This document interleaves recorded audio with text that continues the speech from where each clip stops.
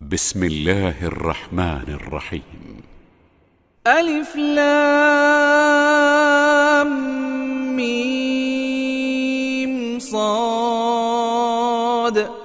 كتاب أنزل إليك فلا يكن في صدرك حرج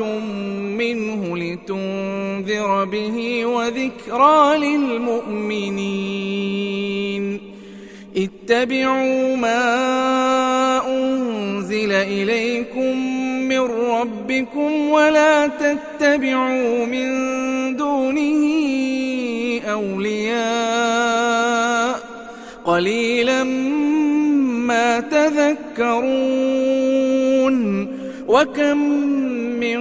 قرية أهلكناها فجاءها بأسنا بياتا أو هم قائلون فما كان دعواهم إذ جاءهم بأسنا إلا أن قالوا إنا كنا ظالمين. فلنسألن الذين أرسل إليهم ولنسألن المرسلين فلنقصن عليهم بعلم وما كنا غائبين. والوزن يومئذ الحق فمن ثقلت موازينه فأولئك هم المفلحون ومن خفت موازينه فأولئك الذين خسروا أنفسهم بما كانوا بآياتنا يظلمون. ولقد مكناكم في الأرض وجعلنا لكم فيها معايش قليلا ما تشكرون. ولقد خلقناكم ثم صورناكم ثم قلنا للملائكة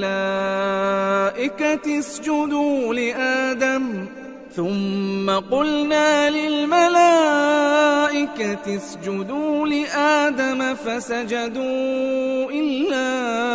إبليس لم يكن من الساجدين. قال ما منعك ألا تسجد إذ أمرتك؟ قال أنا خير منه خلقتني من نار وخلقته من طين. قال فاهبط منها فما يكون لك أن تتكبر فيها فاخرج إنك من الصاغرين. قال أنظرني إلى يوم يبعثون. قال إنك من المنظرين. قال فبما أغويتني لأقعدن لهم صراطك المستقيم ثم لآتينهم من بين أيديهم ومن خلفهم وعن أيمانهم وعن شمائلهم ولا تجد أكثرهم شاكرين. قال اخرج منها مذءوما مدحورا لمن تبعك منهم لأملأن جهنم منكم أجمعين. ويا آدم اسكن أنت وزوجك الجنة فكلا من حيث شئتما ولا تقربا هذه الشجرة فتكونا من الظالمين. فوسوس لهما الشيطان ليبدي لهما ما وري عنهما من سوآتهما وقال ما نهاكما ربكما عن هذه الشجرة إلا أن تكونا ملكين أو تكونا من الخالدين وقاسمهما إني لكما لمن الناصحين فدلاهما بغرور فلما ذاقا الشجرة بدت لهما سوآتهما وطفقا يخصفان عليهما من ورق الجنة وناداهما ربهما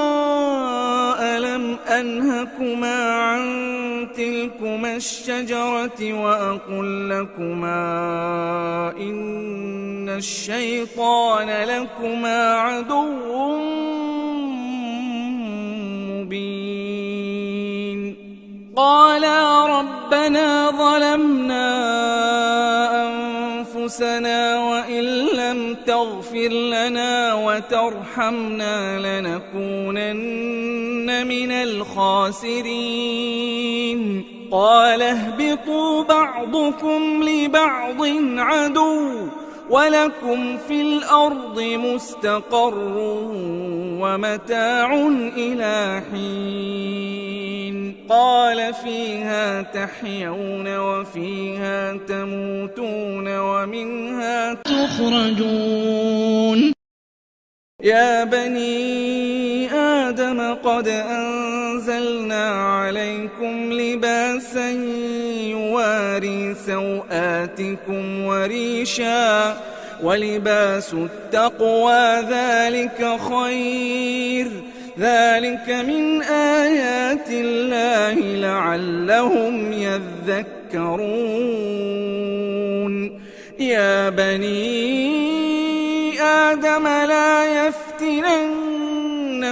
الشيطان كما أخرج أبويكم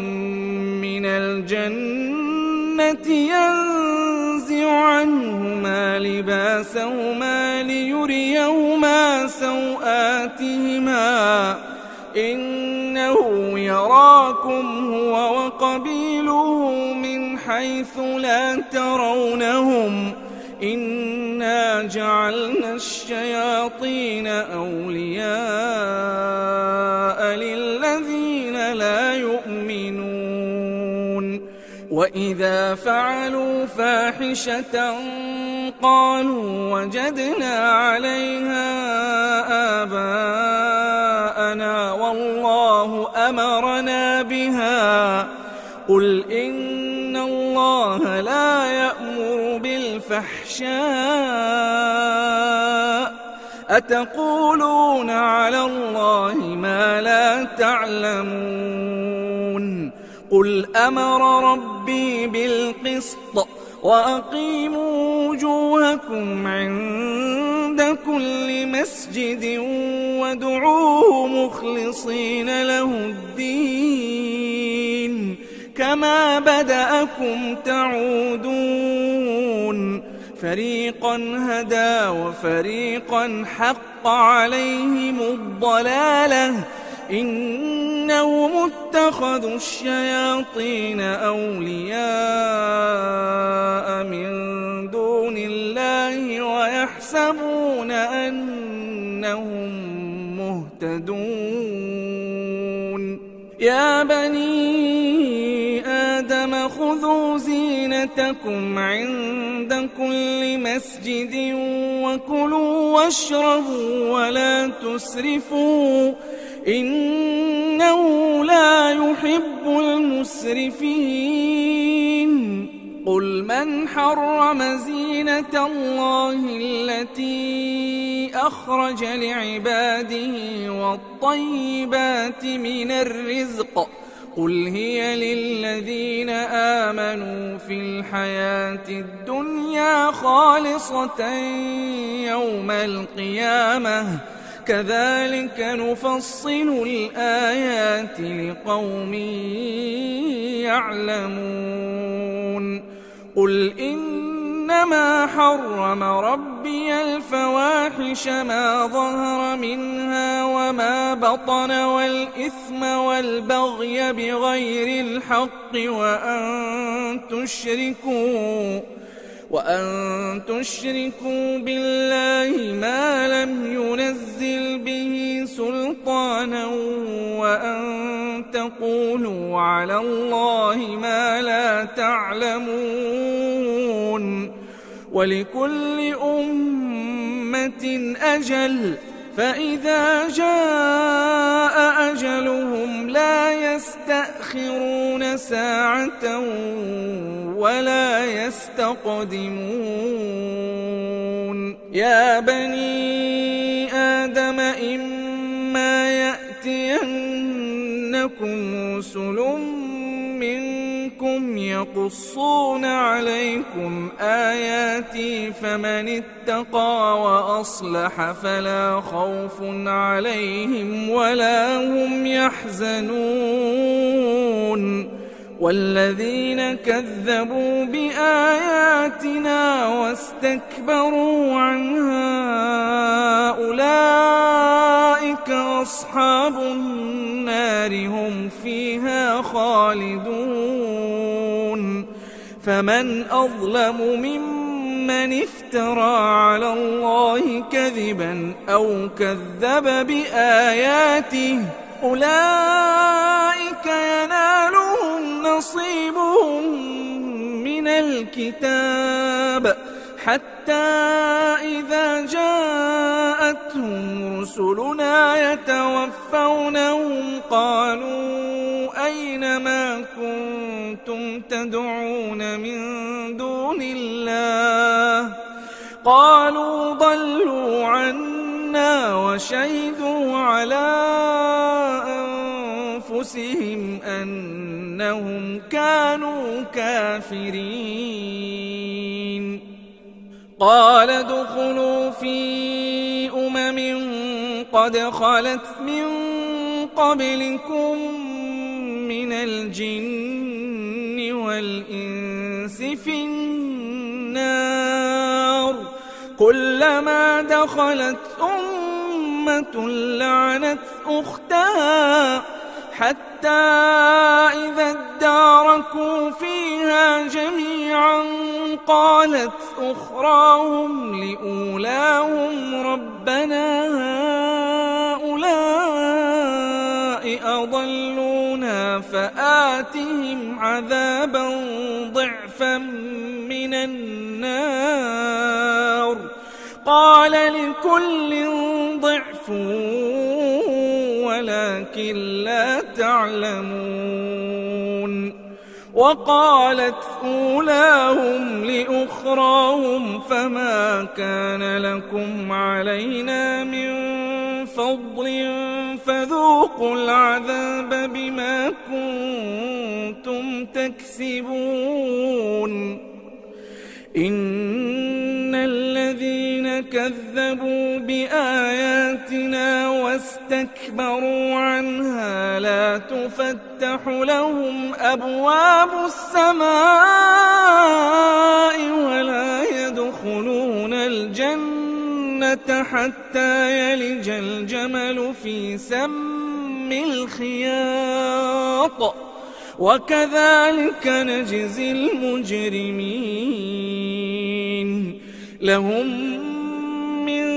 جهنم مهاد ومن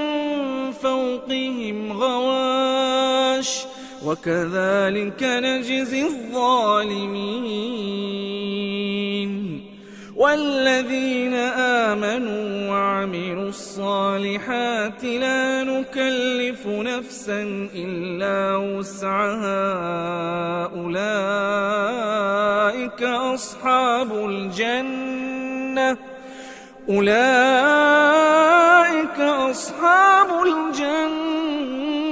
الجنة هم فيها خالدون ونزعنا ما في صدورهم من غل تجري من تحتهم الأنهار وقالوا الحمد لله الذي هدانا لهذا وما كنا لنهتدي لولا أن هدانا الله لقد جاءت رسل ربنا بالحق ونودوا أن تلكم الجنة أورثتموها بما كنتم تعملون ونادى أصحاب الجنة أصحاب النار أن قد وجدنا ما وعدنا ربنا حقا فهل وجدتم ما وعد ربكم حقا قالوا نعم فأذن مؤذن بينهم اللعنة الله على الظالمين الذين يصدون عن سبيل الله ويبغونها عوجا وهم بالآخرة كافرون وبينهما حجاب وعلى الأعراف رجال يعرفون كلا بسيماهم ونادوا أصحاب الجنة أن سلام عليكم لم يدخلوها وهم يطمعون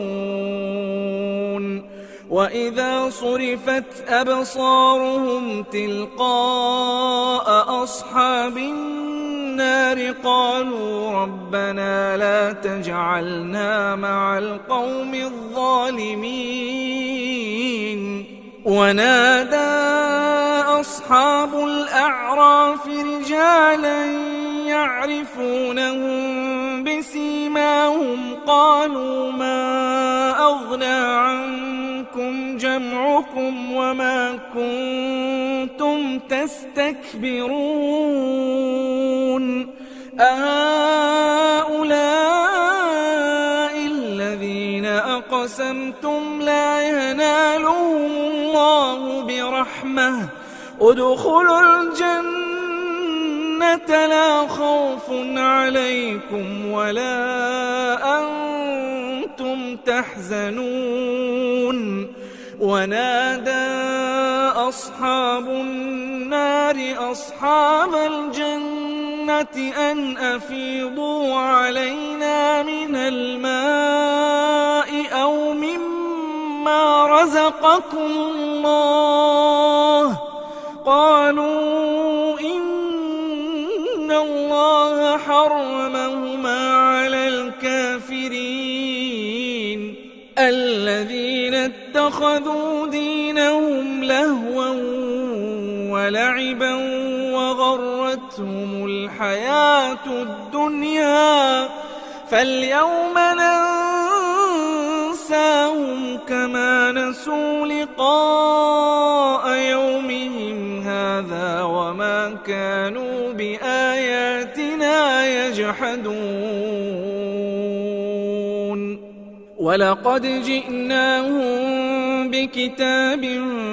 فصلناه على علم هدى ورحمة لقوم يؤمنون هل ينظرون إلا تأويله يوم يأتي تأويله يقول الذين نسوه من قبل قد جاءت رسل ربنا بالحق فهل لنا من شفعاء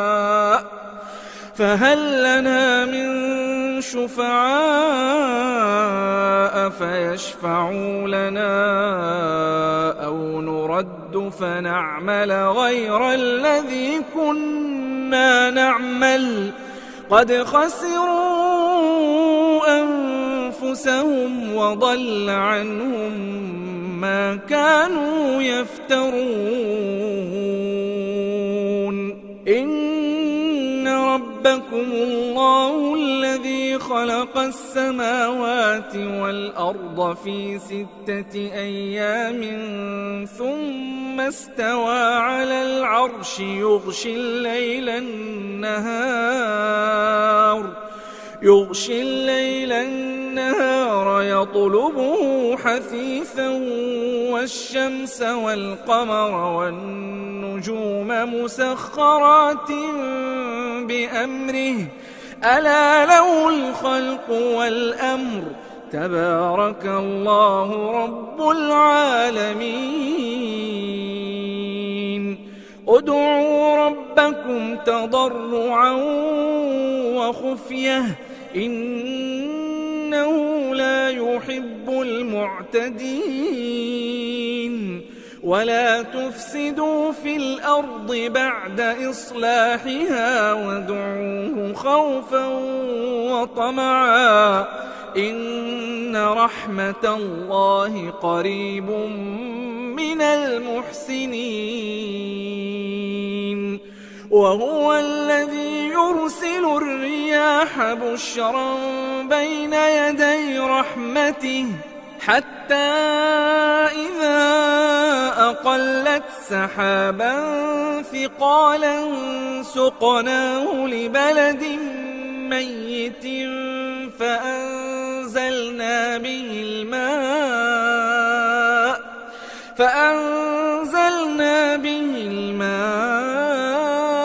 فأخرجنا به من كل الثمرات كذلك نخرج الموتى لعلكم تذكرون. والبلد الطيب يخرج نباته بإذن ربه والذي خبث لا يخرج إلا نكدا كذلك نصرف الآيات لقوم يشكرون. لقد أرسلنا نوحا إلى قومه فقال يا قوم اعبدوا الله ما لكم من إله غيره إني أخاف عليكم عذاب يوم عظيم. قال الملأ من قومه إنا لنراك في ضلال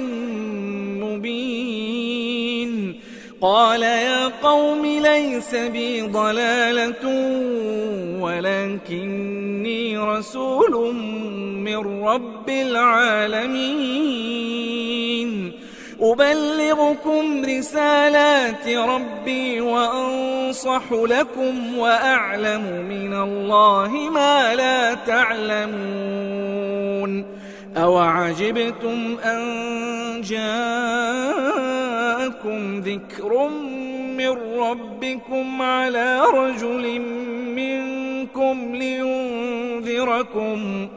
لينذركم ولتتقوا ولعلكم ترحمون. فكذبوه فأنجيناه والذين معه في الفلك وأغرقنا الذين كذبوا بآياتنا إنهم كانوا قوما عمين. وإلى عاد أخاهم هودا قال يا قوم اعبدوا الله ما لكم من إله غيره أفلا تتقون. قال الملأ الذين كفروا من قومه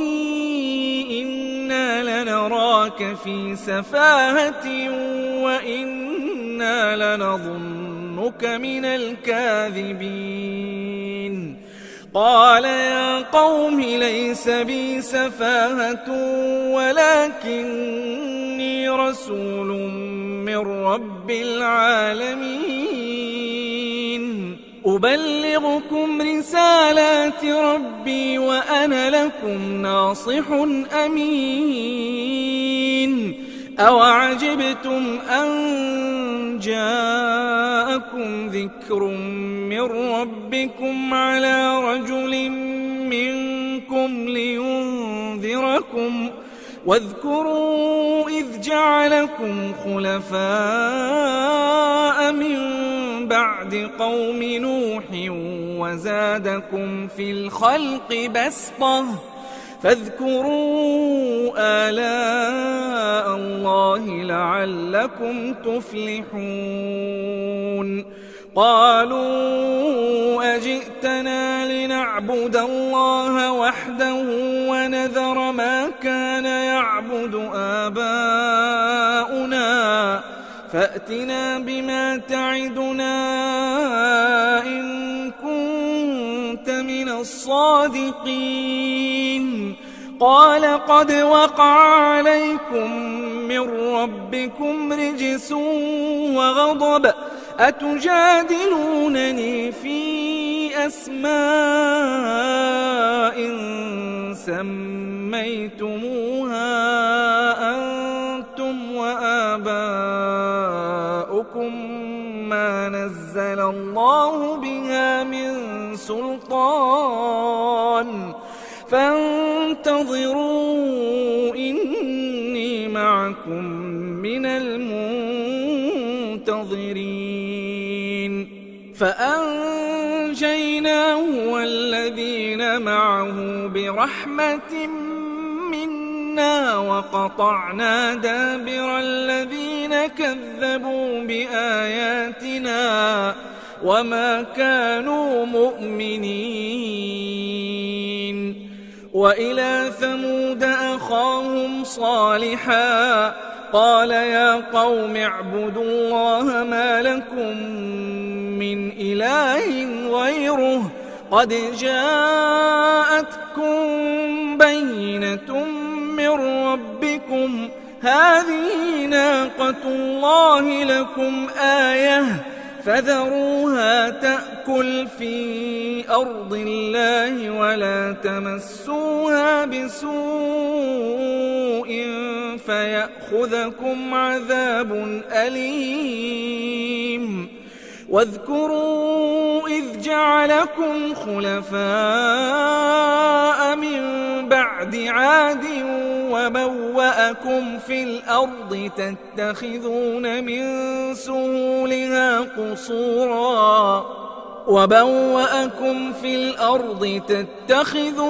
من سهولها قصورا وتنحتون الجبال بيوتا فاذكروا آلاء الله ولا تعثوا في الأرض مفسدين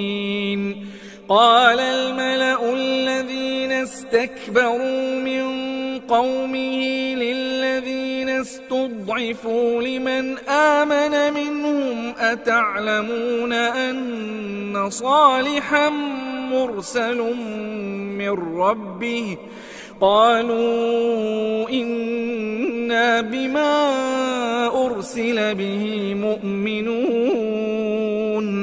قال الذين استكبروا إنا بالذي آمنتم به كافرون فعقروا الناقة وعتوا عن أمر ربهم وقالوا يا صالح ائتنا بما تعدنا إن كنت من المرسلين فأخذتهم الرجفة فأصبحوا في دارهم جاثمين فتولى عنهم وقال يا قوم لقد أبلغتكم رسالة ربي ونصحت لكم ولكن لا تحبون الناصحين ولوطا إذ قال لقومه لتأتون الفاحشة ما سبقكم بها من أحد من العالمين إنكم لتأتون الرجال شهوة من دون النساء بل أنتم قوم مسرفون وما كان جواب قومه إلا أن قالوا أخرجوهم من قريتكم إنهم أناس يتطهرون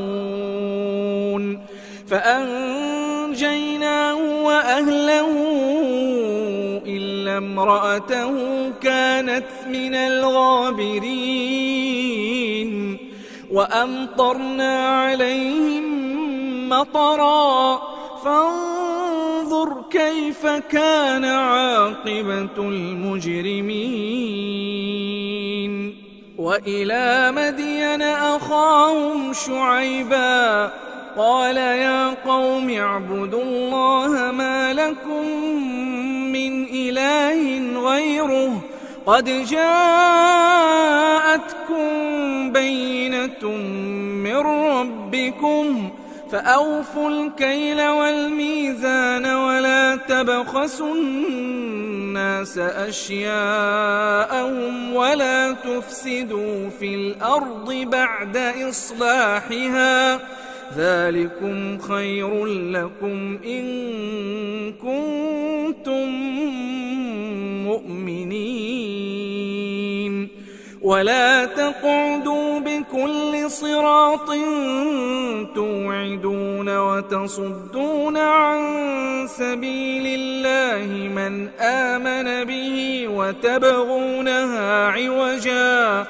واذكروا إذ كنتم قليلا فكثركم وانظروا كيف كان عاقبة المفسدين وإن كان طائفة منكم آمنوا بالذي أرسلت به وطائفة لم يؤمنوا فاصبروا حتى يحكم الله بيننا وهو خير الحاكمين قال الملأ الذين استكبروا من قومه لنخرجنك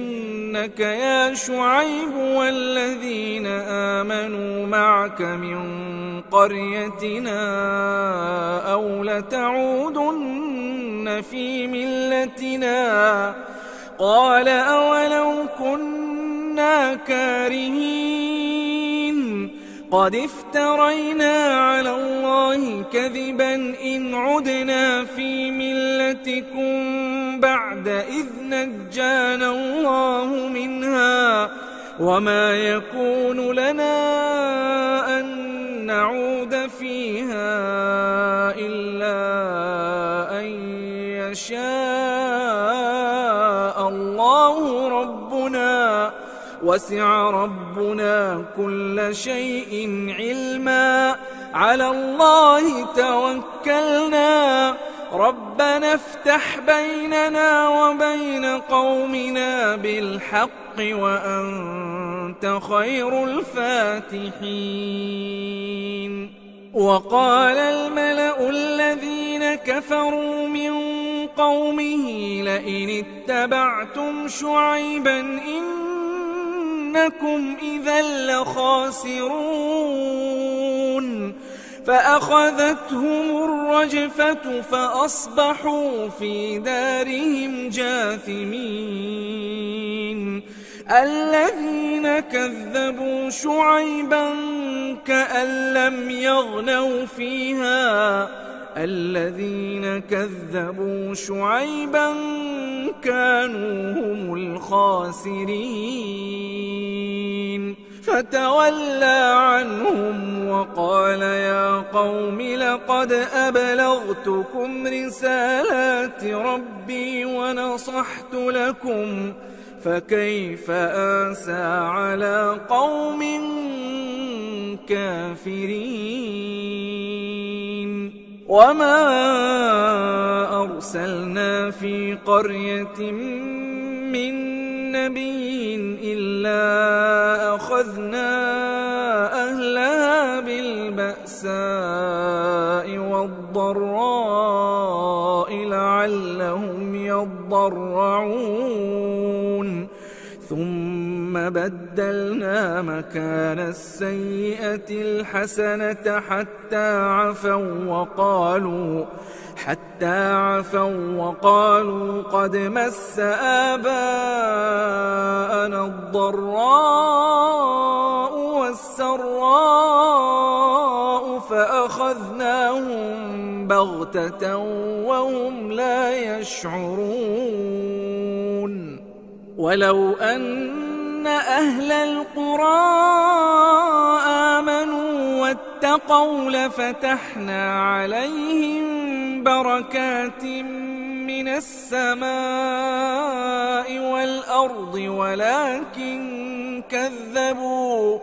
ولكن كذبوا فأخذناهم بما كانوا يكسبون أفأمن أهل القرى أن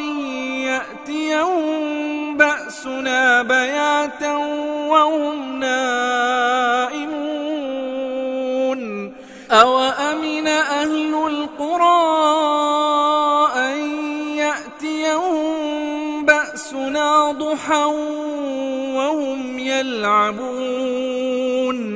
أفأمنوا مكر الله فلا يأمن مكر الله إلا القوم الخاسرون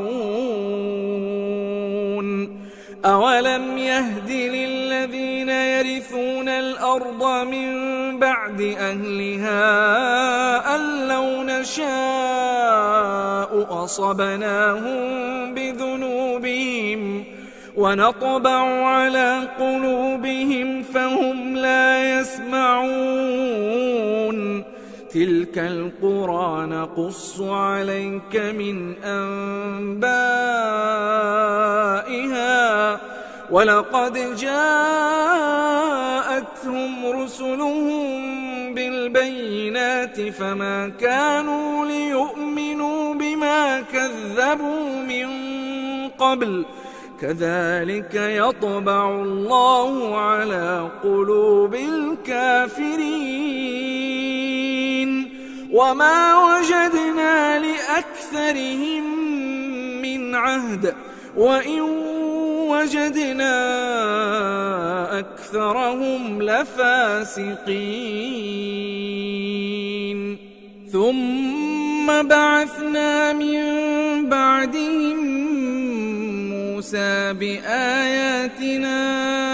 إلى فرعون وملئه فظلموا بها فانظر كيف كان عاقبة المفسدين وقال موسى يا فرعون إني رسول من رب العالمين حقيق على ألا أقول على الله إلا الحق قد جئتكم ببينة من ربكم فأرسل معي بني إسرائيل قال إن كنت جئت بآية فأت بها إن كنت من الصادقين فألقى عصاه فإذا هي ثعبان مبين ونزع يده فإذا هي بيضاء للناظرين قال الملأ من قوم فرعون إن هذا لساحر عليم يريد أن يخرجكم من أرضكم فماذا تأمرون قالوا أرجه وأخاه وأرسل في المدائن حاشرين يأتوك بكل ساحر عليم وجاء السحرة فرعون قالوا إن لنا لأجرا إن كنا نحن الغالبين قال نعم وإنكم لمن المقربين قالوا يا موسى إما أن تلقي وإما أن نكون نحن الملقين قال ألقوا فلما ألقوا سحروا أعين الناس واسترهبوهم وجاءوا بسحر عظيم وأوحينا إلى موسى أن ألق عصاك فإذا هي تلقف ما يأفكون فوقع الحق وبطل ما كانوا يعملون فغلبوا هنالك وانقلبوا صاغرين وألقي السحرة ساجدين قالوا آمنا برب العالمين رب موسى وهارون قال فرعون آمنتم به قبل أن آذن لكم إن هذا لمكر مكرتموه في المدينة لتخرجوا منها أهلها فسوف تعلمون لأقطعن أيديكم وأرجلكم من خلاف ثم لأصلبنكم أجمعين قالوا إنا إلى ربنا منقلبون وما تنقم منا إلا أن آمنا بآيات ربنا لما جاءتنا ربنا أفرغ علينا صبرا وتوفنا مسلمين وقال الملأ من قوم فرعون أتذر موسى وقومه ليفسدوا في الأرض ويذرك وآلهتك قال سنقتل أبناءهم ونستحيي نساءهم وإنا فوقهم قاهرون قال موسى لقومه استعينوا بالله واصبروا إن الأرض لله يورثها من يشاء من عباده والعاقبة للمتقين قالوا أوذينا من قبل أن تأتينا ومن بعد ما جئتنا قال عسى ربكم أن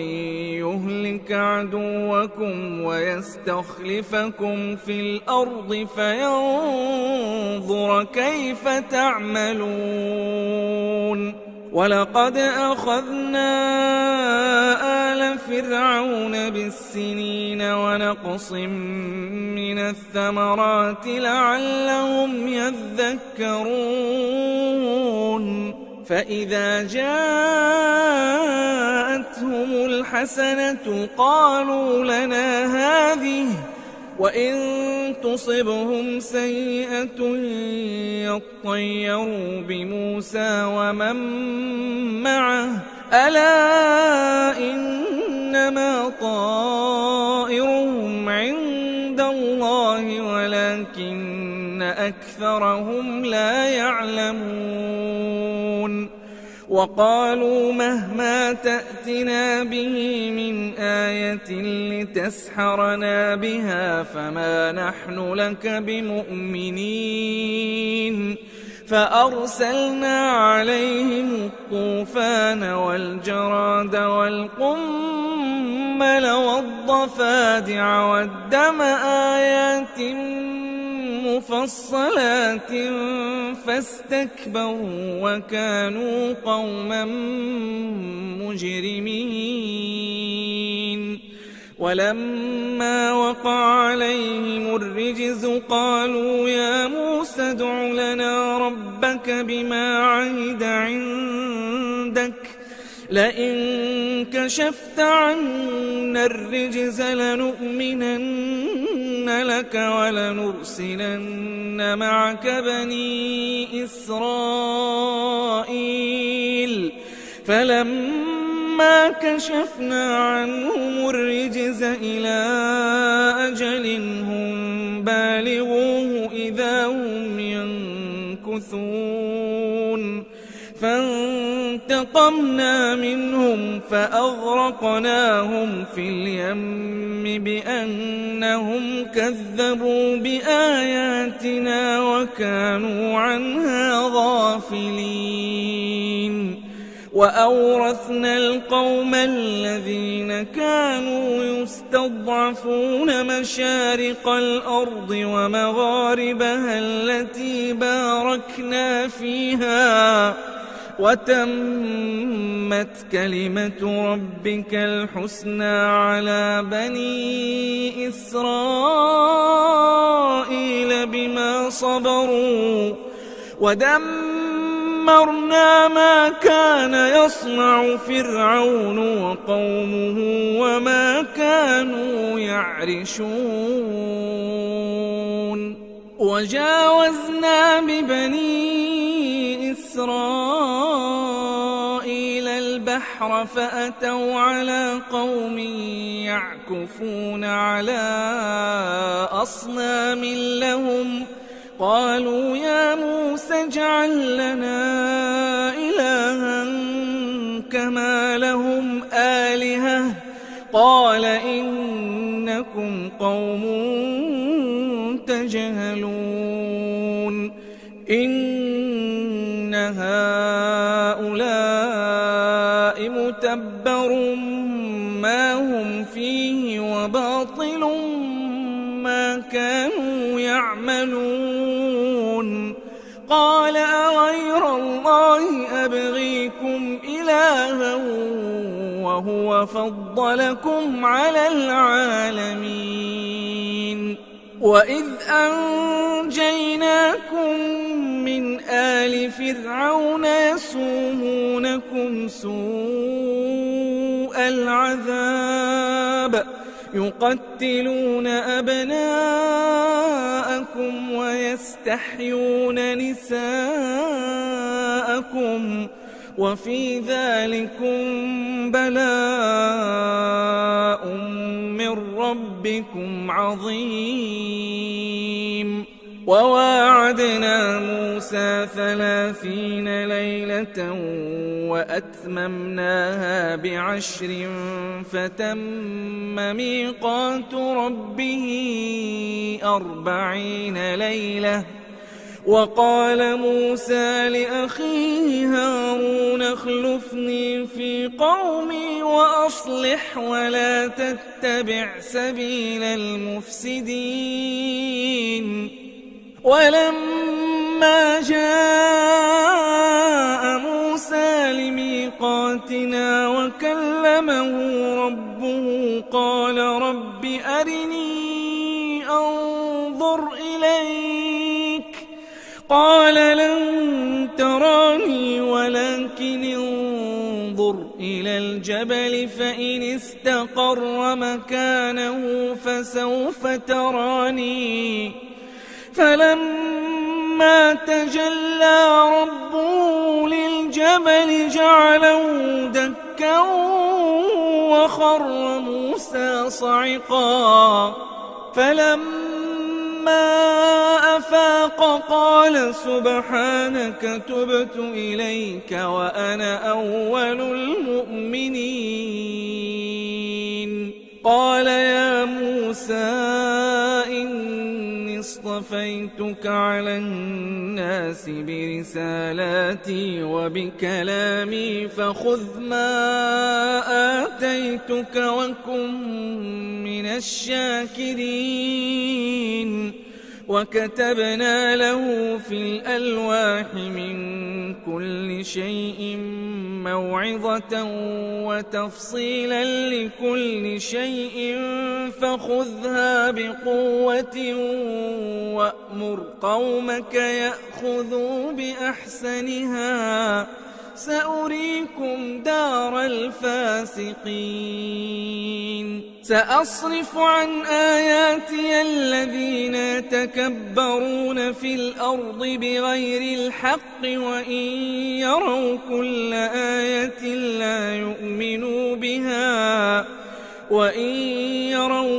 آية لا يؤمنوا بها وإن يروا سبيل الرشد لا يتخذوه سبيلا وإن يروا سبيل الغي يتخذوه سبيلا ذلك بأنهم كذبوا بآياتنا وكانوا عنها غافلين والذين كذبوا بآياتنا ولقاء الآخرة حبطت أعمالهم هل يجزون إلا ما كانوا يعملون واتخذ قوم موسى من بعده من حليهم عجلا جسدا له خوار ألم يروا أنه لا يكلمهم ولا يهديهم سبيلا اتخذوه وكانوا ظالمين ولما سقط في أيديهم ورأوا أنهم قد ضلوا قالوا لئن لم يرحمنا ربنا ويغفر لنا لنكونن من الخاسرين ولما رجع موسى إلى قومه غضبان أسفا قال بئس ما خلفتموني من بعدي أعجلتم أمر ربكم وألقى الألواح وأخذ برأس أخيه يجره إليه قال ابن أم إن القوم استضعفوني وكادوا يقتلونني فلا تشمت بي الأعداء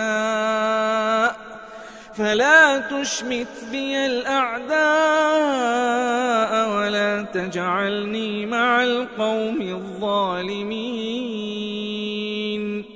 قال رب اغفر لي ولأخي وأدخلنا في رحمتك وأنت أرحم الراحمين إن الذين اتخذوا العجل سينالهم غضب من ربهم وذلة في الحياة الدنيا وكذلك نجزي المفترين والذين عملوا السيئات ثم تابوا من بعدها وآمنوا إن ربك من بعدها لغفور رحيم. ولما سكت عن موسى الغضب أخذ الألواح وفي نسختها هدى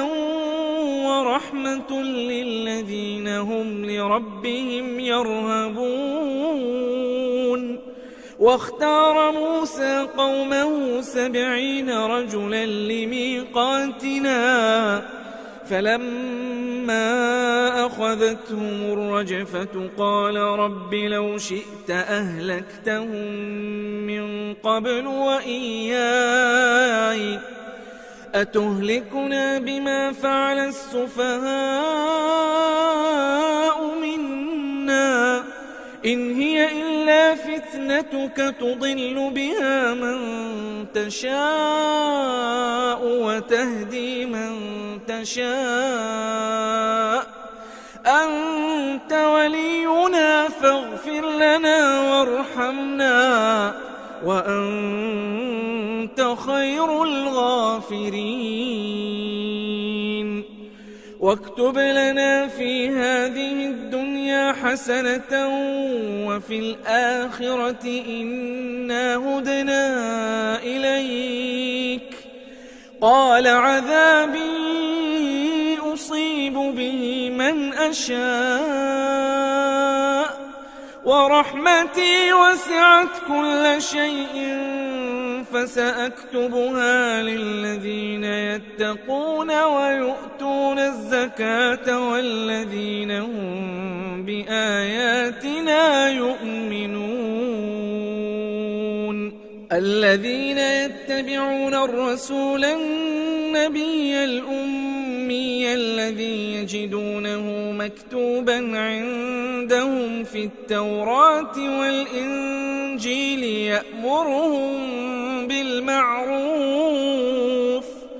يأمرهم بالمعروف وينهاهم عن المنكر ويحل لهم الطيبات ويحرم عليهم الخبائث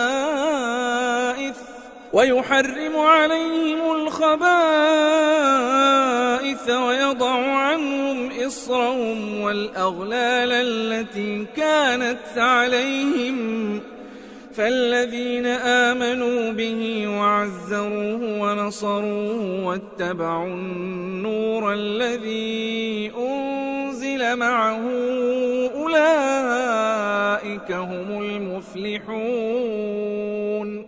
قل يا أيها الناس إني رسول الله إليكم جميعا الذي له ملك السماوات والأرض لا إله إلا هو يحيي ويميت فآمنوا بالله ورسوله النبي الأمي الذي يؤمن بالله وكلماته واتبعوه لعلكم تهتدون. ومن قوم موسى أمة يهدون بالحق وبه يعدلون. وقطعناهم 12 أسباطا أمما وأوحينا إلى موسى إذ استسقاه قومه أن اضرب بعصاك الحجر فانبجست منه 12 عينا قد علم كل أناس مشربهم وظللنا عليهم الغمام وأنزلنا عليهم المن والسلوى كلوا من طيبات ما رزقناكم وما ظلمونا ولكن كانوا أنفسهم يظلمون وإذ قيل لهم اسكنوا هذه القرية وكلوا منها حيث شئتم وقولوا حطة وادخلوا الباب سجدا نغفر لكم خطيئاتكم سنزيد المحسنين فبدل الذين ظلموا منهم قولا غير الذي قيل لهم فأرسلنا عليهم رجزا من السماء بما كانوا يظلمون واسألهم عن القرية التي كانت حاضرة البحر إذ يعدون في السبت إذ تأتيهم حيتانهم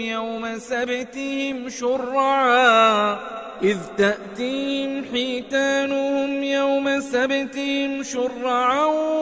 ويوم لا يسبتون لا تأتيهم كذلك نبلوهم بما كانوا يفسقون وإذ قالت أمة منهم لم تعظون قوما الله مهلكهم أو معذبهم عذابا شديدا قالوا معذرة إلى ربكم ولعلهم يتقون فلما نسوا ما ذكروا به أنجينا الذين ينهون عن السوء وأخذنا الذين ظلموا بعذاب بئيس بما كانوا يفسقون فلما عتوا عما نهوا عنه قلنا لهم كونوا قردة خاسئين وإذ تأذن ربك ليبعثن عليهم إلى يوم القيامة من يسومهم سوء العذاب إن ربك لسريع العقاب وإنه لغفور رحيم وقطعناهم في الأرض أمما منهم الصالحون ومنهم دون ذلك وبلوناهم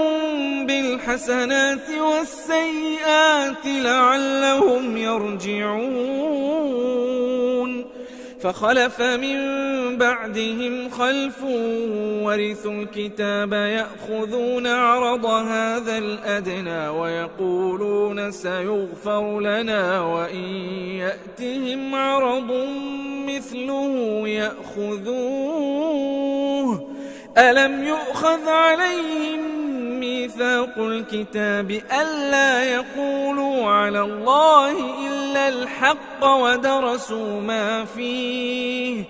والدار الآخرة خير للذين يتقون أفلا تعقلون والذين يمسكون بالكتاب وأقاموا الصلاة إنا لا نضيع أجر المصلحين وإذ نتقنا الجبل فوقهم كأنه ظلة وظنوا أنه واقع بهم خذوا ما آتيناكم بقوة واذكروا ما فيه لعلكم تتقون وإذ أخذ ربك من بني آدم من ظهورهم ذريتهم وأشهدهم على أنفسهم ألست بربكم قالوا بلى شهدنا أن تقولوا يوم القيامة إنا كنا عن هذا غافلين أو تقولوا إنما أشرك آباؤنا من قبل وكنا ذرية من بعدهم أفتهلكنا بما فعل المبطلون وكذلك نفصل الآيات ولعلهم يرجعون واتل عليهم نبأ الذي آتيناه آياتنا فانسلخ منها فأتبعه الشيطان فكان من الغاوين ولو شئنا لرفعناه بها ولكنه أخلد إلى الأرض واتبع هواه فمثله كمثل الكلب إن تحمل عليه يلهث أو تتركه يلهث ذلك مثل القوم الذين كذبوا بآياتنا فاقصص القصص لعلهم يتفكرون ساء مثلا القوم الذين كذبوا بآياتنا وأنفسهم كانوا يظلمون من يهد الله فهو المهتدي ومن يضلل فأولئك هم الخاسرون ولقد ذرأنا لجهنم كثيرا من الجن والإنس لهم قلوب لا يفقهون بها ولهم أعين لا يبصرون بها ولهم آذان لا يسمعون بها أولئك كالأنعام بل هم أضل أولئك هم الغافلون ولله الأسماء الحسنى فادعوه بها وذروا الذين يلحدون في أسمائه سيجزون ما كانوا يعملون وممن خلقنا أمة يهدون بالحق وبه يعدلون والذين كذبوا بآياتنا سنستدرجهم من حيث لا يعلمون وأملي لهم إن كيدي متين أولم يتفكروا ما بصاحبهم من جنة إن هو إلا نذير مبين أولم ينظروا في ملكوت السماوات والأرض وما خلق الله من شيء وأن عسى أن يكون قد اقترب أجلهم فبأي حديث بعده يؤمنون من يضلل الله فلا هادي له ويذرهم في طغيانهم يعمهون يسألونك عن الساعة أيان مرساها قل إنما علمها عند ربي لا يجليها لوقتها إلا هو ثقلت في السماوات والأرض لا تأتيكم إلا بغتة يسألونك كأنك حفي عنها قل إنما علمها عند الله ولكن أكثر الناس لا يعلمون قل لا أملك أملك لنفسي نفعا ولا ضرا إلا ما شاء الله ولو كنت أعلم الغيب لاستكثرت من الخير وما مسني السوء إن أنا إلا نذير وبشير لقوم يؤمنون هو الذي خلقكم من نفس واحدة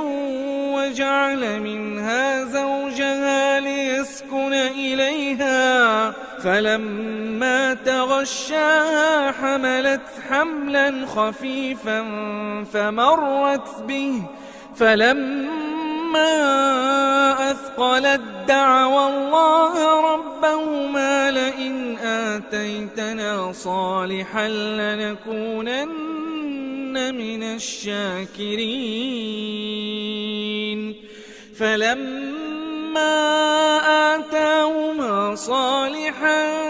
جعلا له شركاء فيما آتاهما فتعالى الله عما يشركون أيشركون ما لا يخلق شيئا وهم يخلقون ولا يستطيعون لهم نصرا ولا أنفسهم ينصرون وإن تدعوهم إلى الهدى لا يتبعوكم سواء عليكم أدعوتموهم أم أنتم صامتون إن الذين تدعون من دون الله عباد أمثالكم فادعوهم فليستجيبوا لكم إن كنتم صادقين ألهم أرجل يمشون بها أم لهم أيدي يبطشون بها أم لهم أعين يبصرون بها أم لهم آذان يسمعون بها قل ادعوا شركاءكم ثم كيدون فلا تنظرون إن ولي الله الذي نزل الكتاب وهو يتولى الصالحين والذين تدعون من دونه لا يستطيعون نصركم ولا أنفسهم ينصرون وإن تدعوهم إلى الهدى لا يسمعوا وتراهم ينظرون إليك وهم لا يبصرون خذ العفو وأمر بالعرف وأعرض عن الجاهلين وإما ينزغنك من الشيطان نزغ فاستعذ بالله إنه سميع عليم إن الذين اتقوا إذا مسهم طائف من الشيطان تذكروا فإذا هم مبصرون وإخوانهم يمدونهم في الغي ثم لا يقصرون وإذا لم تأتهم بآية قالوا لولا اجتبيتها قل إنما أتبع ما يوحى إلي من ربي هذا بصائر من ربكم وهدى ورحمة لقوم يؤمنون وإذا قرئ القرآن فاستمعوا له وأنصتوا لعلكم ترحمون واذكر ربك في نفسك تضرعا وخيفة ودون الجهر من القول بالغدو والآصال ولا تكن من الغافلين إن الذين عند ربك لا يستكبرون عن عبادته ويسبحونه وله يسجدون